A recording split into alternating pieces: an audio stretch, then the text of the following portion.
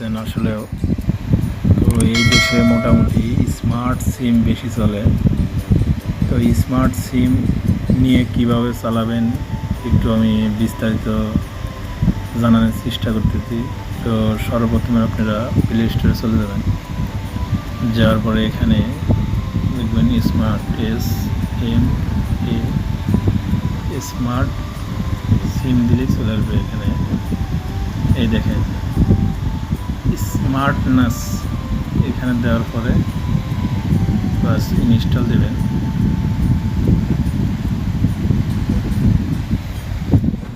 দেন installing complete. এখন আমরা ওপেনে ক্লিক দেব। ওপেনে ক্লিক দেওয়ার পর অ্যালাউ হচ্ছে, অ্যালাউ দিয়ে দেবো। দেওয়ার পরে এখানে সব কিছু অ্যালাউ দিলাম। ল্যাঙ্গুয়েজ সেট করতে বলতেছে, এখানে আমরা ইংলিশের উপর চাপ দিয়ে নেক্সটে দেবো। দেওয়ার পরে এখানে বাই নিউ সিম,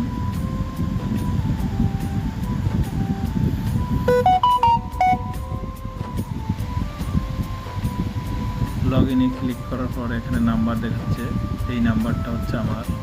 তো লগ ইনে দেবো।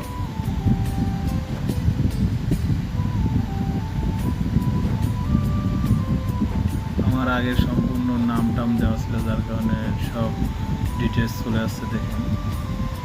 তো এটা হচ্ছে প্রোফাইলে যদি আপনারা ক্লিক করেন, দেখুন এখানে আমি নিজে সব কিছু সেট করছি। এখানে বিস্তারিত আপনার সব কিছু দেওয়া আছে, পাসপোর্ট নাম্বার টাম্বার সব কিছু দেওয়া আছে। এখানে চাইলে আপনারা মনের মতো করে একটা ছবি সেট করে নিতে পারেন।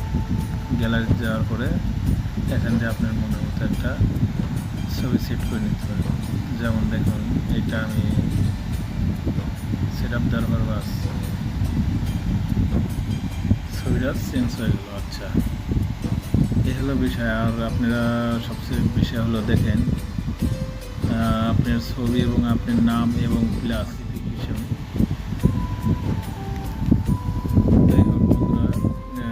আপনি যদি কখনো ডলার লোড দেন তাহলে এই